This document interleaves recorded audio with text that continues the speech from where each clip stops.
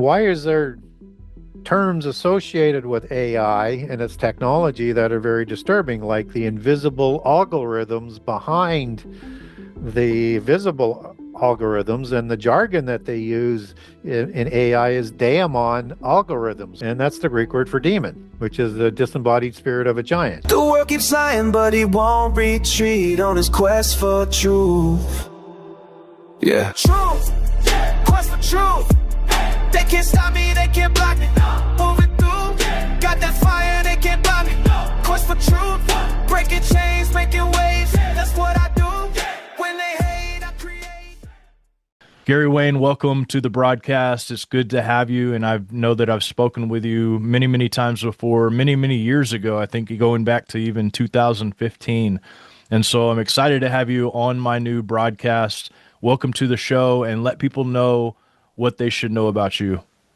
Well, thank you for inviting me to your show. So happy to be here with you and working with you again. And for people who don't know, yeah, we go back a long ways. And you were the second, showed up on the second podcast I ever did, and I didn't even know there was going to be a guest, but the podcaster said this might be something I need help with, and they brought you in, and that's kind of how we got started. And just before I retired, we met in Nashville. Yep. Yeah, we did. We filmed a little film too. I think I actually put it on this channel too. Yeah.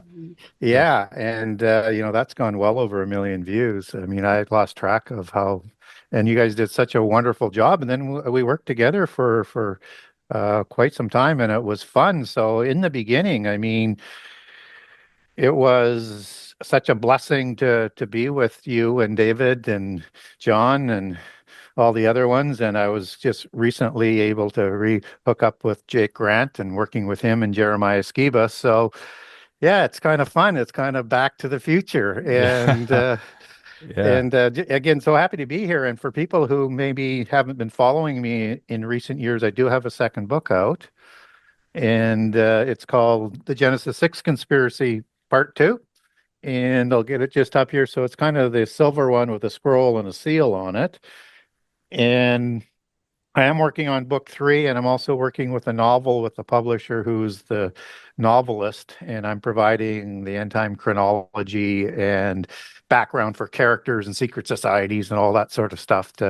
That's called the Primo Conspiracy, about how AI is going to intersect in the end times, just from taking the end time in a novel perspective, from a more slender perspective, but keeping it fitting in with the overall narrative of the end time. So that's what I've been up to. And I said I would never write a sequel to Genesis 6 Conspiracy because I didn't want to be redundant. But what became clear, and what I wasn't really paying attention to, because I wanted to write what I wanted to write, and people kept saying, we really love what kind of research you did in book 1. But what we're really looking for is somebody who can take all of that type of research and go deeper into the Bible, and one that is specifically addressed to Christians in a way that hasn't been done. And I'm going, but I don't want to be redundant. Like, how do I do that? But finally, I figured out what they were telling me and maybe how to go about doing it, which has helped me to write, the book 3 that's going to be coming up, because I was struggling with getting that done. So what I would say is book 2 is like book 1 on steroids for Christians, and Dr. Heiser on steroids. So a lot of things that I don't go into because I'm letting other sources speak for themselves, so that there can be no question as to whether I'm manipulating things or not. I want people to have the source and have what they say. I go deeper into some of the things that I do. So I go directly to a lot more sources. I go deeper into the Bible. I go into etymology. I go into the Hebrew and the Greek, and show it in a way that it kind of reinvents the Bible for people who want to go deeper into it. So, and it's been received very, very well.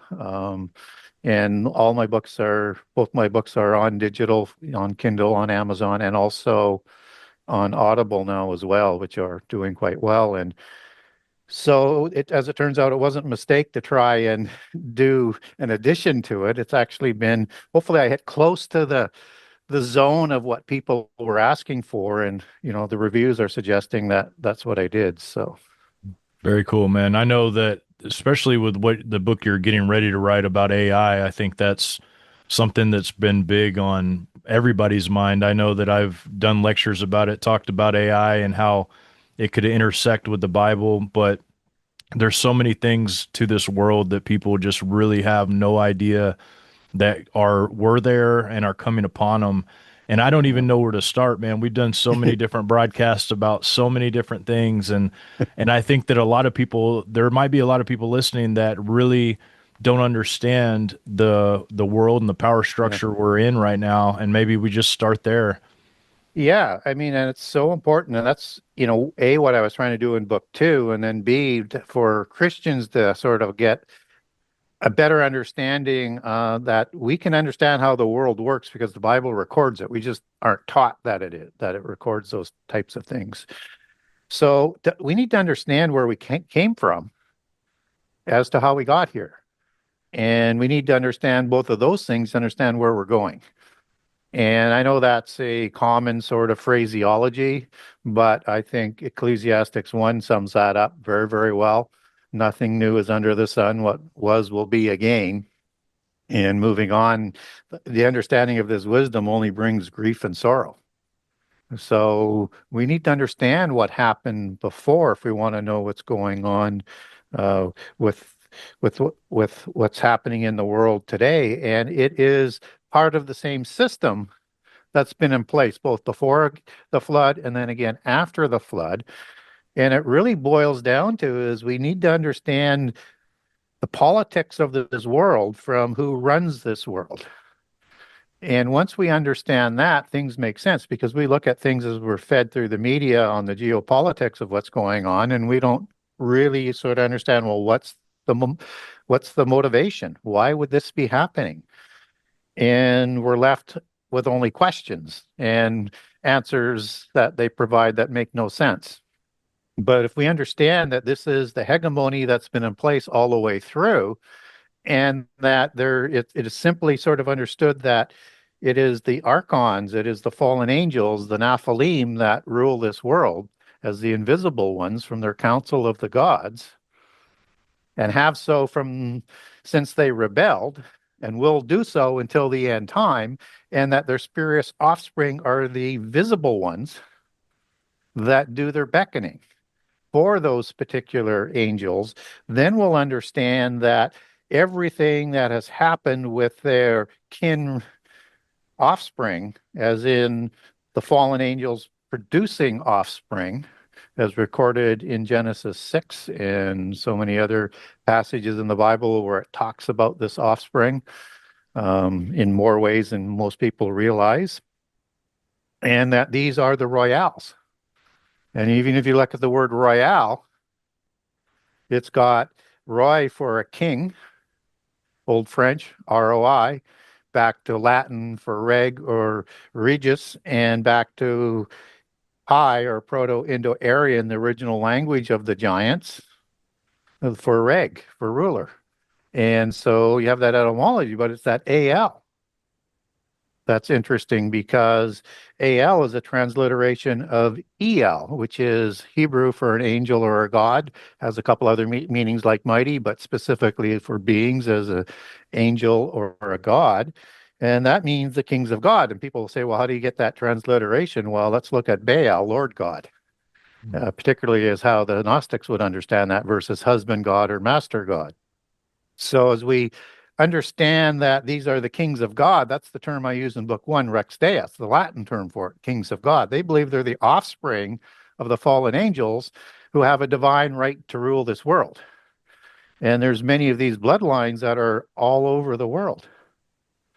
And they're all rivals. And they're all rivals because there can only be one. That's going to be the dragon Messiah that they want to bring about with a universal government, universal religion, and counterfeit millennium. Definitely seems that way. And if you're I know that you've in Genesis, the first Genesis 6 book, Conspiracy, that you wrote, you detailed this stuff. I mean, like a textbook. I mean, there was all the families, their genealogies Yep. going all the way through. So now here we're in 2025. Things are starting to seriously ramp up, especially in eschatology. If you're a prophecy student as well, and you speak on prophecy, you see things just really ramping up. And I'm talking about, it's just hard not to see the prophetic things that are coming. Are there any families that are, I guess, popular in the news cycle or popular Yeah. that we can see that share some of these characteristics as possibly being that Messiah, that Antichrist Messiah Yep. being in power right now? Yeah, I think he's probably alive. From the polytheist perspective here, just to give some context here, is that they believe 2025, and this comes from Alice Bailey, is a special jubilee of polytheism, and that this is a the demarcation for the age where Lord Maitreya would enter onto the scene. Lord Maitreya is their allegorical term for the coming Antichrist, and also known as the new Buddha. And so Lord Maitreya goes back to the Zoroastrian, which is the root religion that shows up after the flood of the giants that we see manifested down through Gnosticism, Theosophy, New Age today, and the root religion all around the world, but just from a Western perspective so that people might understand how and where New Age comes from, is that Mitra is the god that's akin to Shiva in Sanskrit, where they also have the same language that was settled by the Indo-Aryans in the Indus Valley. So you have the Avestan and the Sanskrit version there, one being out of Persia, one being out of the Indus Valley. And so Mitra is this destroyer god like Shiva.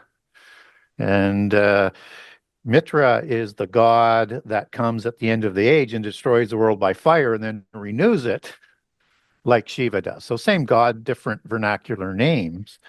And that both Shiva, Mitra, Vishnu, coming out of that pantheon, incarnate.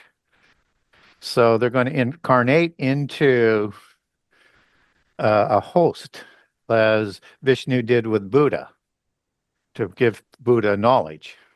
So just as Satan did that with Judas to give him courage to continue to betray Jesus. This is that incarnation that they're talking about, and as the New Age would call it, the Christ consciousness. So how does that relate to the families now? They believe they have the genealogical bloodlines back to specific patriarchal gods or goddesses in some cases in polytheism, and I would call them the celestial mafia godfathers, but that's just my tongue-in-cheek word for it. And that they receive their authority from these gods. So they keep these genealogies that go back into time, and they're going to produce a pedigree as part of their credentials as an antichrist. But the first thing we have to remember before we start zeroing in on families is that Jesus warned us there would be many antichrists, as what was underlined again in the epistles of John.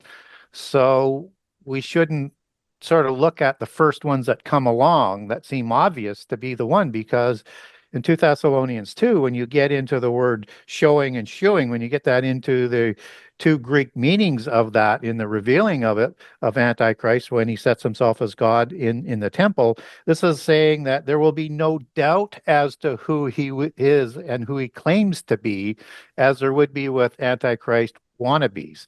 So if you have multiple ones, Antichrist will also need a very similar nemesis that he can defeat to fulfill part of that resume that Jesus has for winning the Armageddon battle, so that he can enter into his new age, his 1,000-year reign as the counterfeit Christ. And so keeping that in mind, yes, we have families that are around the world that are part of the nobility. And the nobility comes from Indo-Aryan as the noble ones. It's the upper two classes. It's the offspring of the gods. So when you're using Proto-Indo-Aryan, Proto-Indo-European as the original language of the giants, it becomes very useful to understand some of the words that are used in those languages, because they come down through our language and even into English. So, yeah, I mean, you have to look at the royals as in King Charles, for example, of the Windsor line, which is mainly from the Hanover line out of Germany, as a significant ennobled, as in grafted in bloodlines. And there's going to be Stuart bloodlines in there as well as they scion those things in. But what's important about King Charles is he also said he took his bloodlines back to Vlad the Impaler. Well, that's rather interesting, because typically we would look and associate the Windsor bloodlines more associated with the Elby bloodline, white patriarch from Elby or Albion, or a name like that from a specific Nephilim giant, offspring of a god, and likely in this case Iapetus, if you were to follow that down the line in Greek mythology. But this bloodline goes back to Vlad the Impaler, and he's your typical noble Celt, your noble giant, your noble Indo-Aryan, red-haired, hazel eyes, pale skin, has an affinity to light, and it means son of a dragon, which is a watcher in Greek, Drakon or Drakonta. And so his bloodlines go back, splits off actually into two, but the main one that's the easiest to follow, and we have more historical documentation on, comes from the Egerthry tribe of the Scythians, which are Indo-Aryans, and typically red-haired and blonde-haired ones versus dark-haired ones. And so this bloodline is created by Hercules as one of his Herculides bloodlines, as in the Gyges kings, which is basically Greek for giant, where we get giant from. Gyes in the plural, or Gyantes in plural. We actually get the plural of Gyantes shortened to Gyant in Old French, and then to giant into English, as that's the version that we get, versus the hard G that would be there with a different vowel. It'd be Gyges. So you'll see Gyges, Gyes, Gyges. Just understand it's the vowel that dictates whether it's singular or plural there. So this bloodline of Hercules goes back to Alcmene, his mother, and Zeus. And this is what they understand in the bloodlines as the Cretagens. And the Cretagens goes back to Zeus, as he's associated with Crete. The original Semitic for Crete was KRT, as it's recorded in the Ugaritic text. And so you have these bloodlines, and that would be one of them because of how well it's ennobled. But I'm not saying he's necessarily Antichrist. He is one contender.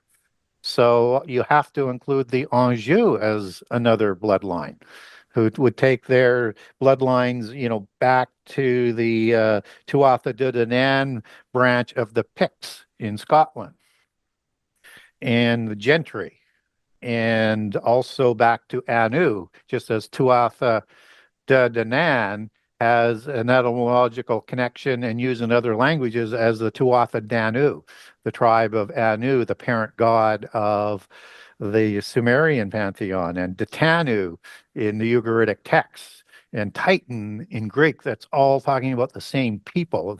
And these would be the Titans of the earth versus the Titans of the heaven.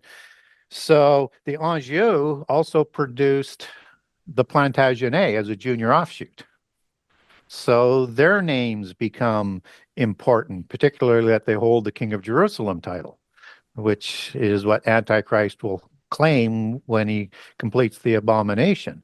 I can think of somebody who might hold that title right now. I don't know. Yeah. I mean, this is not your granddaddy's pain cream. This pain cream is actually specifically designed to go through all 7 layers of your skin in order to reach the root of that chronic pain and put an end to it. I love to do all the things the young guys like to do. I have 2 young boys. I like to wrestle, do jiu-jitsu, and with this, I'm able to do it without having to be in pain constantly. There's 2 codes in the description, one for $8 off, one for free shipping. Use one or the other code when you check it out. Let me know what you think. King Philippe of Spain. Yeah.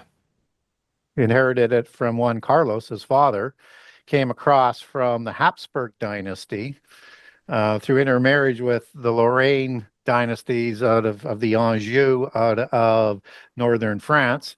And this goes back to the Knights Templar Anjou, the folk Anjou, who in 1118 is crowned King of Jerusalem. But have to remember, de Bouillon and de Payan were also branches of the Anjou as well. So yes, very important. And there's three rivals, two other rivals within the Anjou that want to claim that title. So you have the Savoy of Italy, Anjou, who claim the title. And in book 2, I walk through the intermarriages of that so people will understand where that rivalries come from and how they make the claim. And then the von Habsburg say that title shouldn't have been passed on to the Bourbon family. So you have all of a sudden several European names in the mix here, and those are just a few. And I mean, you can't take out the St. Clairs, which are Norse bloodlines, or the Sinclairs, as we would understand them as Freemasonry.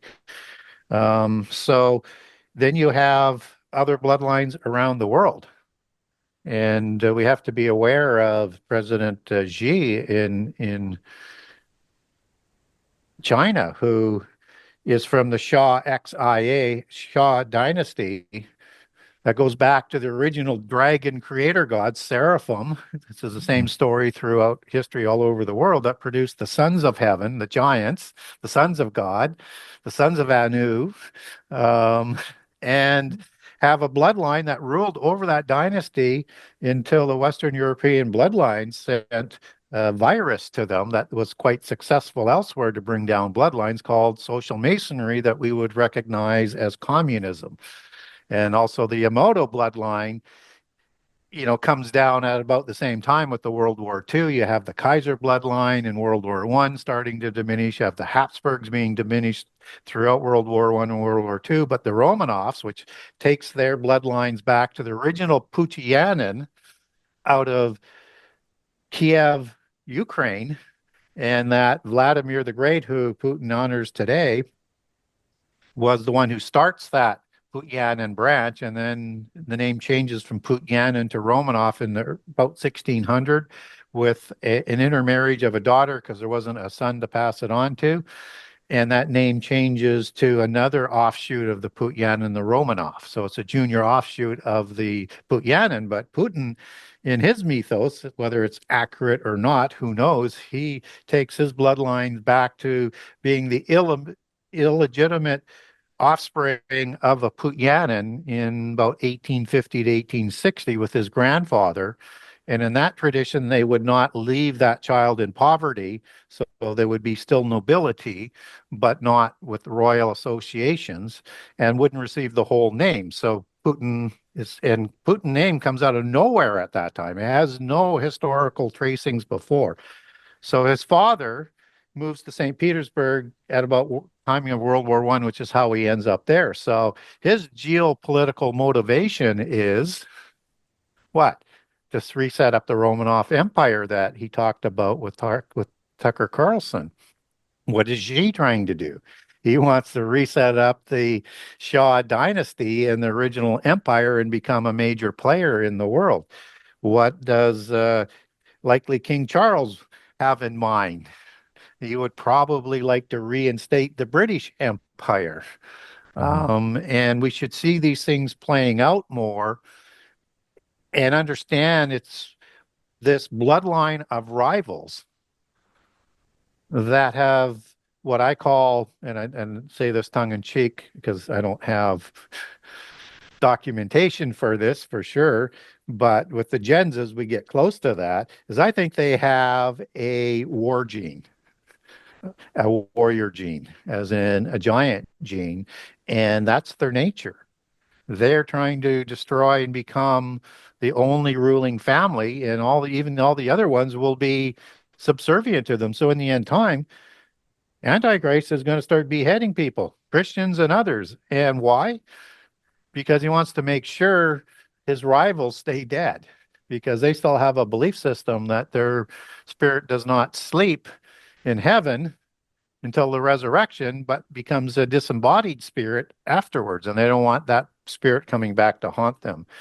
So there are other bloodlines around the world, but that should give an idea that there are bloodlines. And when we look at bloodlines in the U.S., they're important, but they're more considered pseudo blue bloods within the cult. And they would be important and rising because there's the power aspect, but they're still an angel that the U.S. and probably the bloodline from England answers to. So look for that dynamic to come out somehow, some way, so that if there's a 10 king empire, which is prophesied in the end time, somehow, some way, the U.S. is going to be part of the original parameters of how the world has been divided amongst the gods that are talked about in Deuteronomy 32 and Psalms 82. It brings me to my next question that I think a lot of people have speculated on Donald Trump's dynasty and his bloodline. And I haven't seen a ton of research on it, but I have seen a gentleman by the name, I think his name's Robert Sapar, and he did something that traced the Trump lineage back to some kings of Jerusalem and stuff along those lines. And it's interesting that he was also given the silver crown that is supposed to be designated for the Messiah. He's also been alluded to as Cyrus the Great, and stuff like that. What is it about Trump that people is causing people to think maybe this guy has the potential to be this man? Well, because he's doing things that are helping bring about the end time versus holding it back. Maybe not intentionally, but the end result seems to be that way. But it's the language sometimes that he's using. I wouldn't say that he has strong bloodlines, but he comes out of the nobility. But he also rebelled against the Western bloodlines and leaving the hegemony that they had set up. And although he still does a lot of left-wing and democratic policies, he's not looked upon favorably by that hegemony. So, but it's some of the language like the golden age and the age of Aquarius that starts to make you say, wait a minute. Christians don't talk like that. Christians don't want to bring back the golden age. And of course, it's the double entendre. People will say, well, it's the gilded age he wants more of. No, golden age is different than gilded. And golden age is very specific to the reign of the Atlantean 10 kings, which we have 10 kings reigning before Antichrist comes to power in the end time. So that's the golden age. That's the golden age where giants walked amongst us. That's the golden age when angels, fallen angels as gods walked amongst us. This was the time before the flood. This was the time when knowledge likely reached a level that we're just catching up to today. And when they had the ability to destroy the world by fire, but God, I think, intercedes to ensure there's opportunity for everybody to have who has their name in the books of life to have that opportunity to leave it blotted in or leave it in or have it blotted out. And what's interesting is just out of the Polychronicon and the history of Freemasonry, when they were preserving this high level knowledge in religion, they gave directions to it on two pillars. One was designed to survive a flood. The other one was designed to survive destruction by fire. So they knew catastrophe was coming by implication. They didn't know which one. And so fire is reserved, according to Peter 3, for the end time. So I would look at that technology that they had the ability to do DNA manipulation. They likely had the power to destroy the world. And that's part of the violence that's being talked about in the days of Noah that Jesus wants us to learn about and what is described in Genesis 6 and 7. So, yeah, I would look at Trump as wanting to bring that age back, which is not a Christian it's not on our wish list as a Christian to do that, because the end times will be horrific. Well, interesting to watch. I was going to say, I know a lot of the theosophists, they really have a lot of, I guess, because he became the president in 2025. And as you were saying, with the book Externalization of the Hierarchy, they Yeah, mentioned 2025 a couple times in there as being when the ascended masters and when the hierarchy comes to down to visit Earth. So there's a lot of yeah, people that have kind of flipped their whole mindset on Trump. But first they thought he was like going to be this horrible, evil thing to what they were doing, but then they've kind of yeah, flipped that he yeah, is their chosen guy. It's really crazy. yeah. Yeah, it's funny, and we should not get too short term on our outlooks on things. So we're going to get a lot of looks. It's Yeah. kind of like birth pangs that get stronger. We Yeah. see wannabes, and it's going to get stronger sort of as we go. It would be the analogy I would use on that. Yeah. So, and the externalization of the hierarchy is making that hierarchy visible. What hierarchy? That's Greek for sacred assembly. Yeah. Hierarchy, sacred, holy assembly of the archons. It's how you would fully understand that.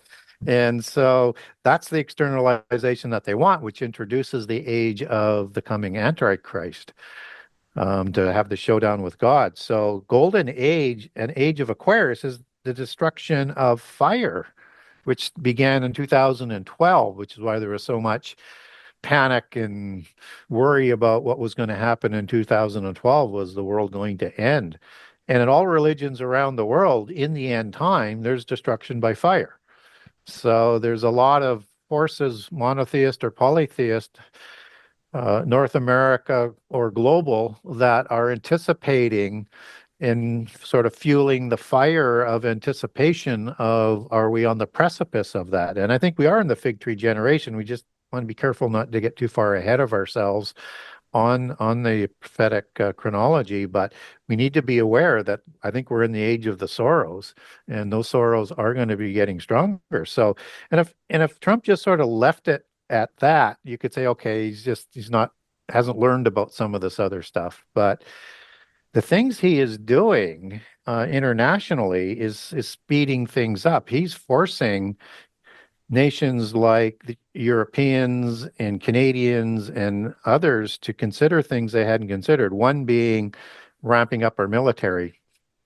Yes, because Trump is asking for it, but we can't, people are saying maybe we can't trust him as well. So we're going to have to be somewhat more independent of that as well.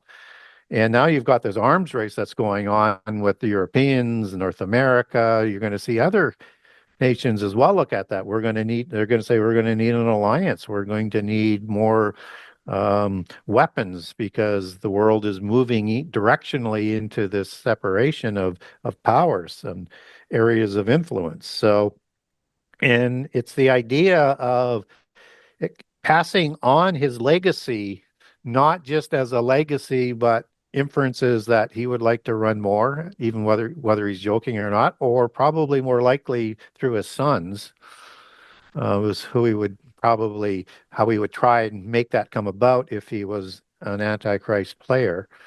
And I say if because I don't know. I'm still watching, what he does.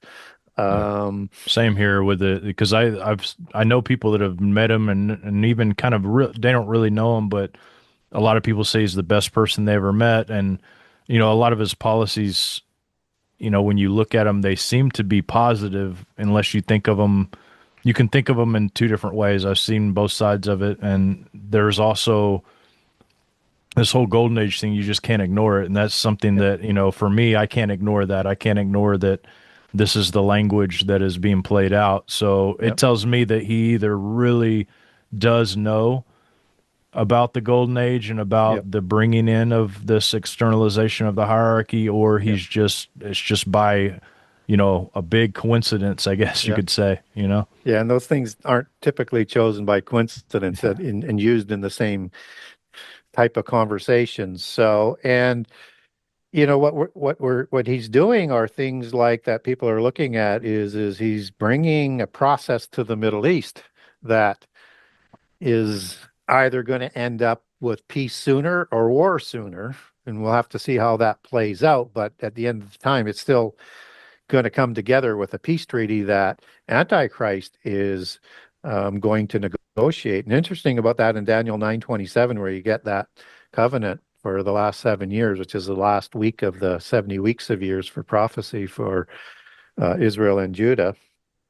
You have the word mitra, that as the meaning of it in Sanskrit and Indo-Aryan is a covenant, a bond. Mm.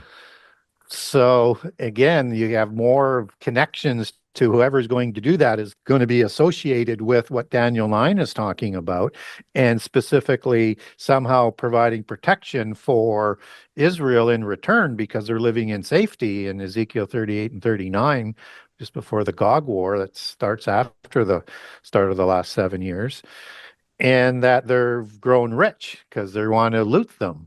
And they have a privileged position in the last 3.5 years because they're permitted to begin a sacrifice on a wing, overspreading extremity of the temple, depending on which English translation you're reading on Daniel 9:27 on that.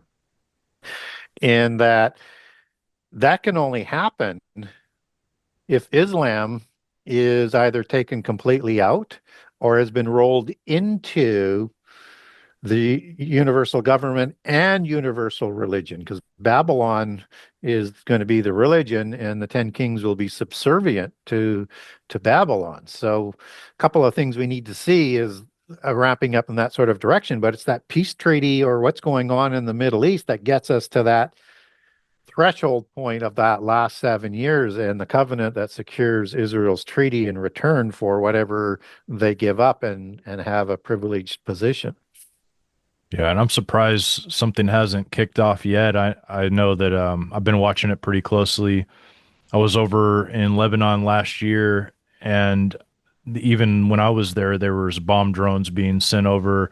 It just seems like everything around there is just a big boiling pot ready to go, and it just seems like it just keeps on boiling and boiling, which I'm just really surprised it hasn't happened yet. And that's something that really caused me to think that we could be closer than maybe I think we are, because in my mind, I'm thinking, okay, for all the technology that they need to be able to implement full control, they have to get rid of some of these countries, because if you're over in some of these foreign nations, they don't have the infrastructure to implement full AI technology over the people, and the people won't comply.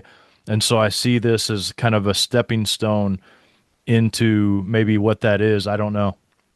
Yeah, and it's interesting because these types of events are contrived events, right? And it's done by those who rule this world and who give tribulation to Christians, which is why they're going to suffer the wrath for that because of the tribulation they bring on us. But what's interesting, if we understand it as contrived, as in it's these bloodlines, it's the geopolitical war gene that is always in play, and empire building to be the one dominant family, just as Hitler as an Antichrist wanted to rule in a 1,000-year reign of the Reich and had a pan-Aryan Ariosophy religion with the Reich Church, and similar sort of analogy that in terms of where we're going. But Albert Pike, I think it was, who I know you'd be quite familiar with just because of your research and stuff. If I remember correctly from his writings, is that he actually stated that in the end time they would have to create a war between the factions of Islam to get that sort of taken care of from their perspective, to be able to bring about those last 7 years and their Antichrist. So look for these things as always being contrived. And even the sorrows that are permitted to go forward, I would look at all of those as contrived. I mean, you have, famine and pestilence and war. You can create all of that from what we do to ourselves. The only difficult one would be earthquakes, but the technology can take care of that with what they're doing. And those are basically the four sorrows that get stronger and are the same catastrophes that show up in the seals, the same catastrophes that show up in the trumpets, and then in the wrath bowls, just different proportions as and full measure with the wrath bowls, lest Jesus steps in to save us because all flesh would be destroyed. So when we look at contrived catastrophes, they've been plotting this for a long time. And if they had any influence in creating Islam or not, doesn't really matter. It's what they see playing out that we want to be aware of because they're the ones who have the power to bring that about. So they see the Middle East as a war zone to arrive at their goals. And it creates the chaos and the opening to deliver their universal religion and their imposed 10 king empire world government. And I would say not New World Order, I would say Nephilim World Order, but again, tongue in cheek. Yeah. Yeah, it is really when you look at it from the outside and you realize that it is a theater contrived, it's made to happen, and you see really a lot of people scrambling, even the world elites kind of scrambling to understand better technology. How can they get ahead of some of these things that are going to be taking place, and how can they rule? But I think the plan that a lot of people forget in all of this is the depopulation plan that well, I don't even know if it's a plan, but what they state, and they stated in the Georgia Guidestones, is what they would get rid of, at least I think it was a quarter maybe of the population. Yeah. And that part right there is the part that I think scares most people, because I think a lot of people are already seeing how these common catastrophes that come through, like the floods that happen in the Carolinas and random camps that just come through and sweep people away. It just really plays on their mind. And I think that, they look for this brighter future, this golden age, but I think it might include that. Yeah, it's interesting. I mean, I hear two numbers kind of used on that depopulation aspect. I hear one that is associated, I don't remember whether it was actually the number in the Guidestones, that they want to reduce the world to 500 million, which would be more than 25%. Wow. But 25% I've heard as well. And that number is not coincidental. And if you go to Revelation 6 with the seal openings, there's 25% of the world that's going to be destroyed, including 25% of the people that are going to die by the sword. Mm. And as you get at the end of Revelation 6, you have not only all the kings and the merchants, but all the people of the world saying, this is the wrath of the Lamb. But it's not in full measure yet because the trumpets are yet to come. But if it's, down to, 500 million, well, maybe it's part of the trumpet judgments that is being set up. Because again, Antichrist needs an Antichrist to declare victory against. But it's interesting that we have a lot of people in eschatology will point to Revelation 6 from a Christian perspective that that's the time of the wrath, even though it's not God saying that. It's the people saying that because 25% has been killed. So the reason why I raise it is as Christians, we really want to be Bereans and contrarians. We want to analyze and assess the language that they use because they are preparing us for deception, because even the elect will be deceived. So we want to understand that we don't want to let them play to what we would like to have happen. We want to understand how it's going to happen and what's going to happen, and do that through as clear a lens as we can. Yeah, with the technology that is available today, just some of the people I've talked to recently, knowing that these entities or whatever it may be, maybe just be technology, can actually manifest to people in different ways, can speak into people's minds. And this talk about disclosure and aliens being here on Earth, it's going to be easy for people to be deceived. And I agree with you that especially in eschatology and prophecy, it's important to really look at what's being said there and even consider possibilities, because, we all kind of see through a glass darkly when it comes to certain things. But like, if we're prepared to understand what it's saying there and to look at these ways, I think it's important. And so I do have a follow-up question for this. Sure. on this, the 10 kings. I've heard people theorize that it's a technocracy that's being set up. I've heard people theorize that it's places, geographically that have rulers over them. What is your take on the 10 kings? Yeah, and we have to look at it from several components. And so when people focus on a geopolitical organization, yeah, it's going to be that. Is it going to be part of a beast system? Yeah, it's going to be like that. Will it have a religion aspect to it? Yeah, it'll have that with the Babylon aspect. So there's components of it, but it's also 10 kings, 10 emperors. So, and an empire of 10 kings with their own empires sort of suggests and infers multiple countries. And that would be an empire of the bloodline as it was broken up to the gods and to their um, offspring that would control over it. And within each of those kingdoms, those empires, there's a hierarchy that goes back to, a head person or a head king at the family. And so we should look at it in that sort of aspect. So what the Bible tells us is there are 10 toes in the book of Daniel, chapter 2. He uses a different allegory in Daniel 7, where you have 10 kings and 10 horns.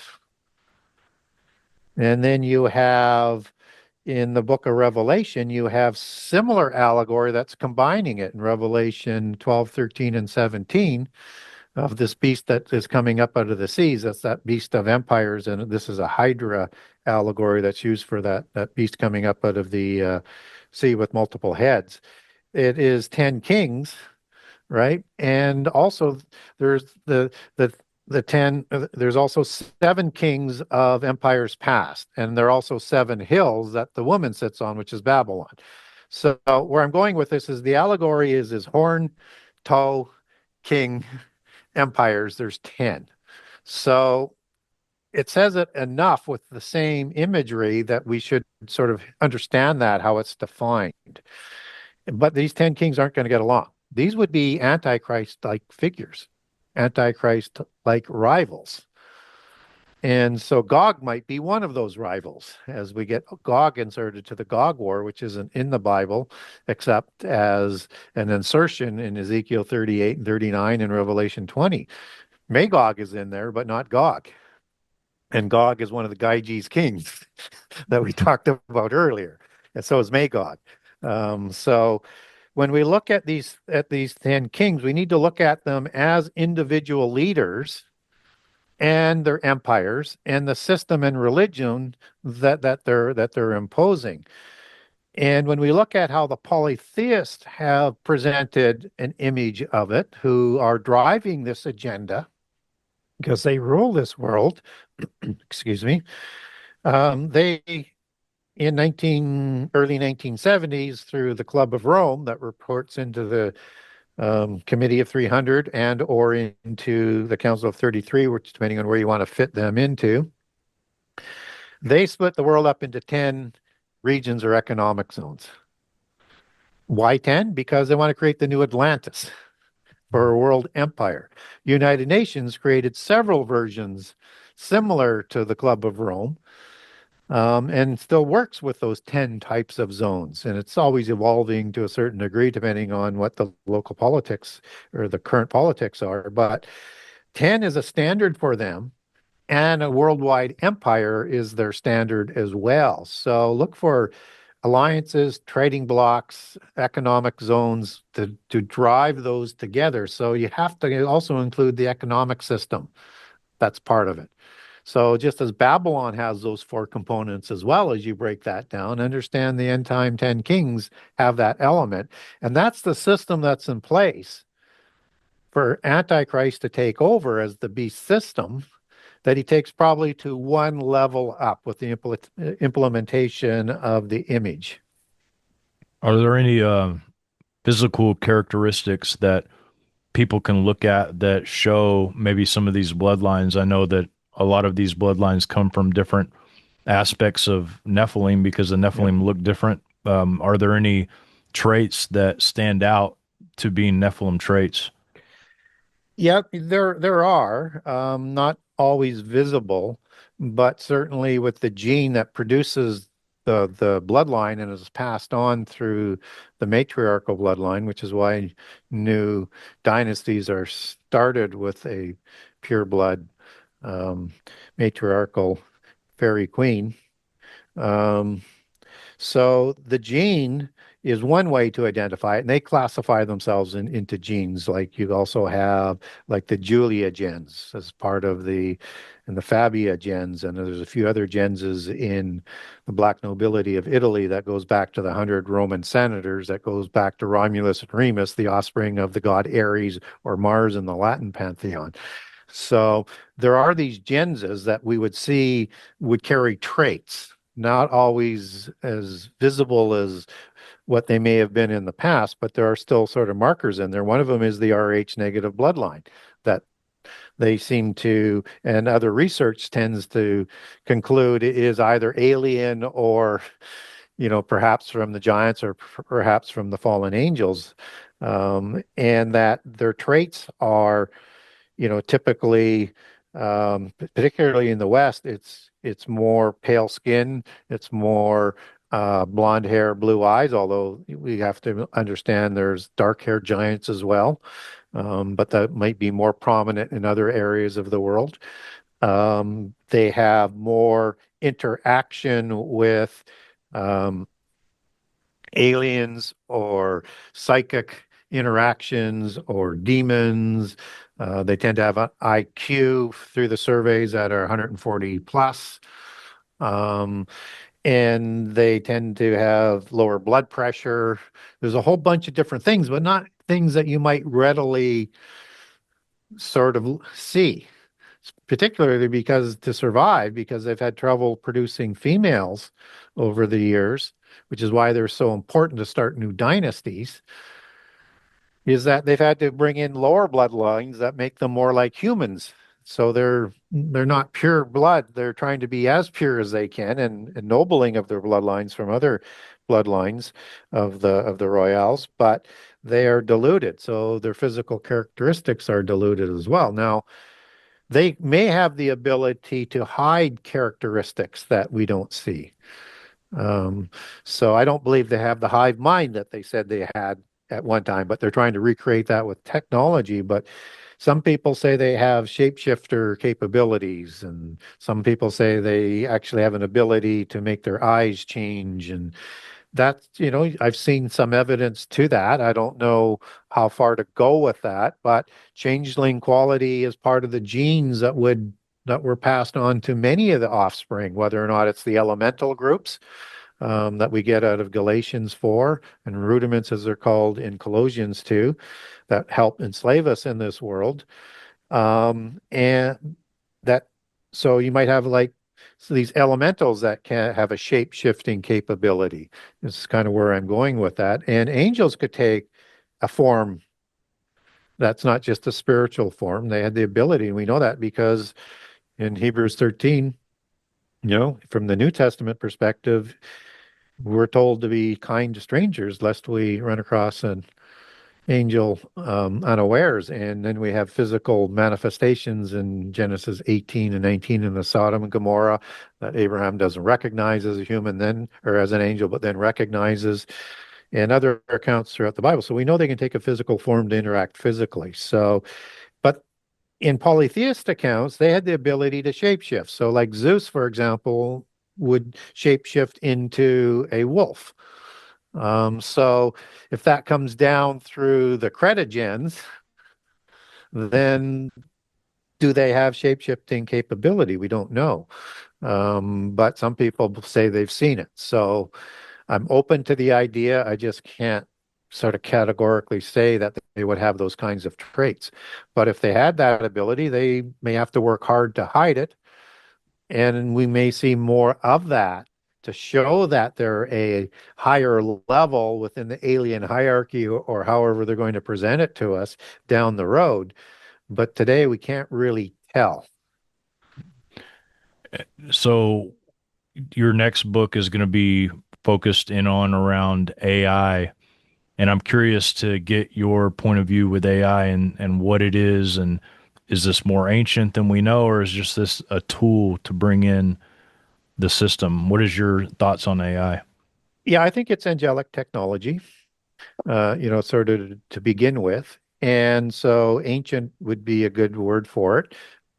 Knowledge that they had before the flood, knowledge that um, the angels provided to the antediluvians and took to a level that I think that we're just catching up to. So when we look at AI, we need to look at this as interdimensional technology, which is a standard part of polytheism, going back and forth between the dimensions like Sheol and Hades. And that um, this technology is being ramped up in a way similar to things that were being ramped up with the antediluvians, and also using the analogy that we used earlier of the National Socialist Workers' Party in Germany, um, with knowledge for like the tanks, like the Tiger tanks and Panzer tanks and jet engines and things like that, that they were ramping up. And I think they're trying to get us ready for that level. So this is interdimensional. That includes AI. It includes adding and capability for cryptocurrency. It includes quantum mechanics and computing. It includes all of the high level technologies that I think has a nexus point to hit that level that can bring that unlimited knowledge, and through the ability, through its connection with us, which will be through some sort of marker chip system or something like that, can give us a physical body that could be reproduced and cloned or healed or both, and also unlimited knowledge to give us godhood in the physical world, which is what Nephilim originally had when they were originally created before the flood, before their life was limited in their body to 120 years in Genesis 6:3. So this AI is going to be ever present. And we see an AI arms race going on today and developing at phenomenal rate that is absolutely frightening. But what is this AI? And why is there terms associated with AI and its technology that are very disturbing, like the invisible algorithms behind the visible algorithms? And the jargon that they use in AI is daemon algorithms for those ones that drive the agenda of it. And that's the Greek word for demon, which is the disembodied spirit of a giant. Mm. So, and so when some people were saying, like Elon, that we're going to summon the demons, are they creating something called an oikotarian? Are they creating a dwelling place for a spirit? Because we get biblically a possibility with like teraphim in the Old Testament, which were talking idols. So like and sometimes they're not always translated directly in the KJV as a talking idol, as in a teraphim, specifically the word. And there it's just translated as idol and so this is a family idol that is highly prized. And so her father comes out after it to take it back. And so teraphim, if you look at its connection back to its root word, goes back to Rapha for Raphaim. Mm.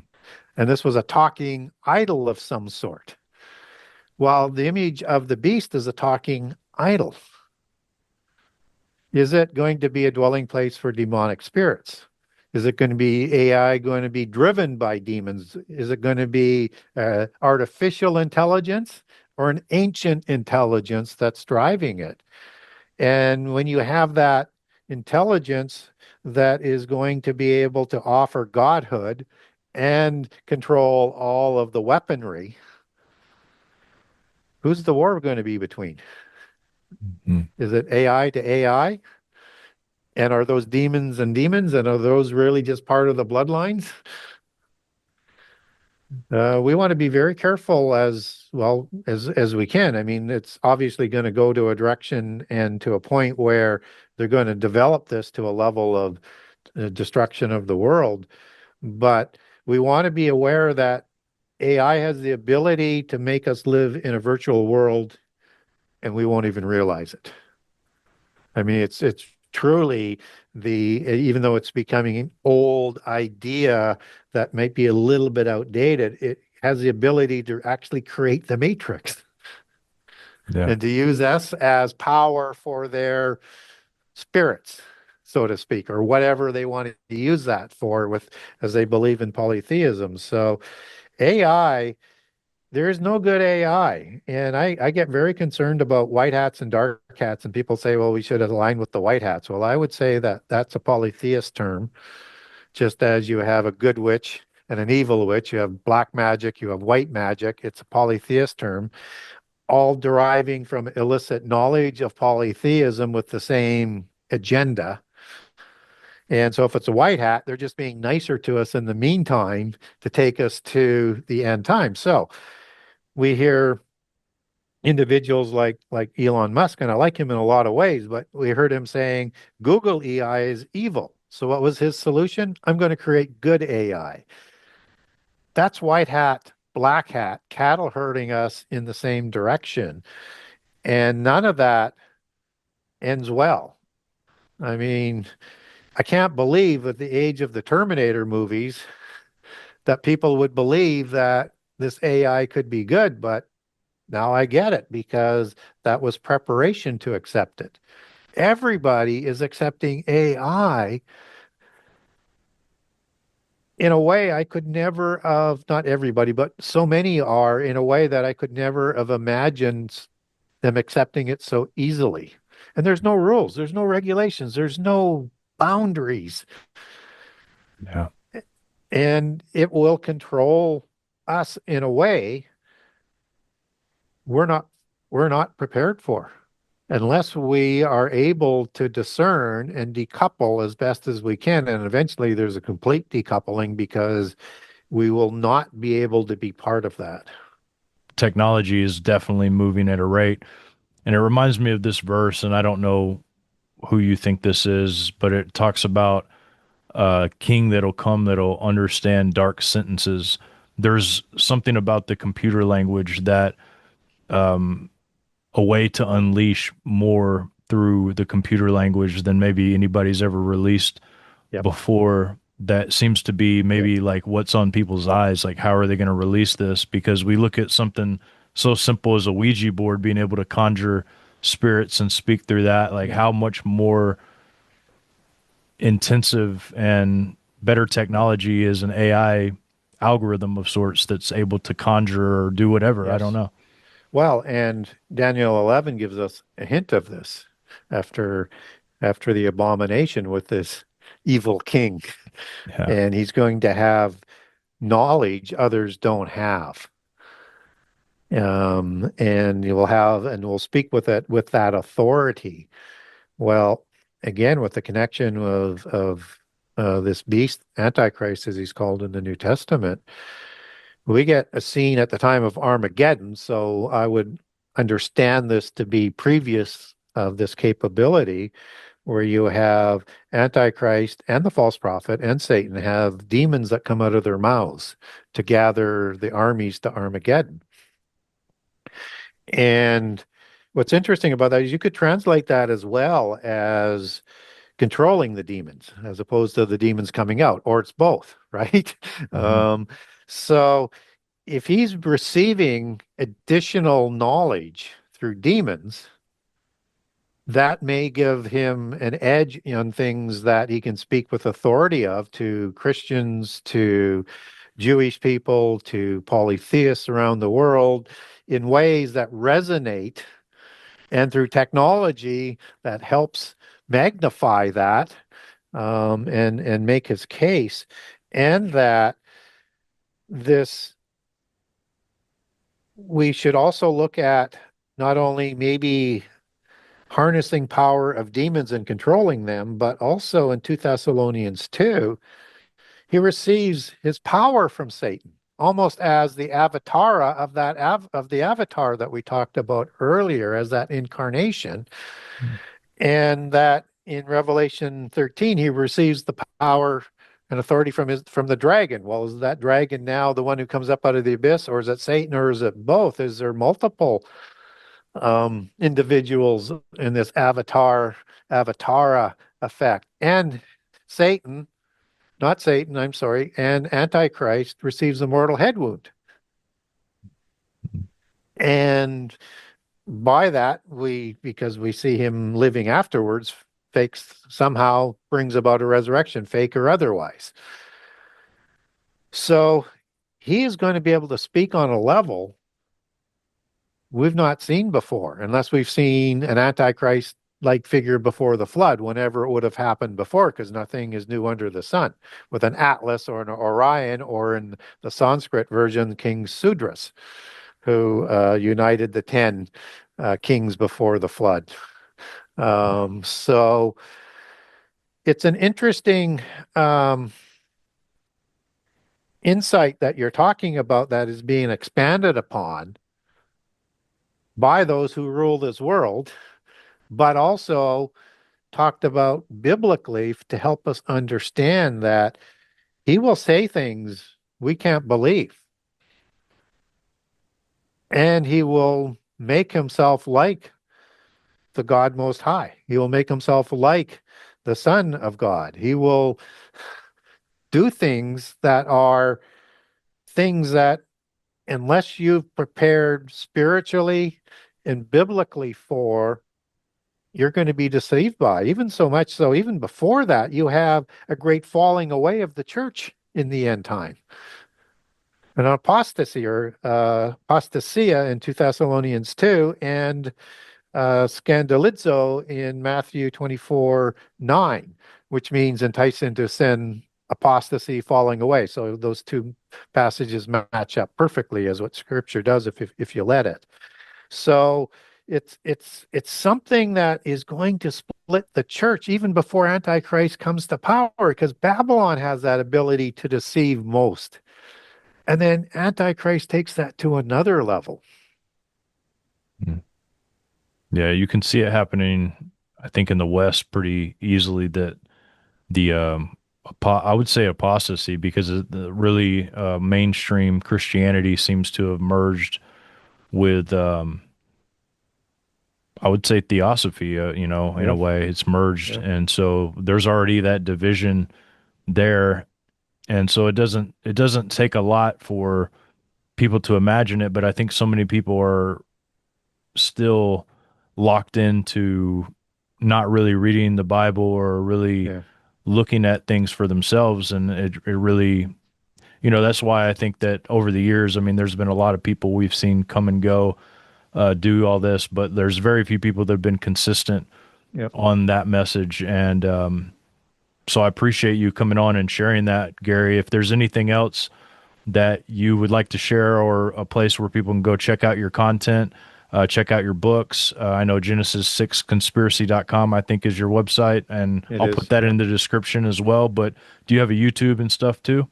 I do not. There are several Gary Wayne YouTube channels out there, depending on when you're looking, how many there are. They are not me. I am not the one commenting on that. I don't have time to do my own channel, and you know how much time it takes to put on a show, and Yeah. the research and everything that goes into it if you're going to do a good show and you're going to do it regularly. So, no, I don't. And I get to a lot more audiences by working with people like yourselves, and Yeah. try and get some information out there for people to connect dots. That's what I try and do. So, no, I do not have a YouTube channel, even though there's lots of them out there at times that I say they're noticed I me. noticed that I saw several. I'm like, man, Gary's out there popping off these YouTube channels left and right. So I wish I was. I wish I had the time to do that. So the best place to get hold of me is, yes, through my website.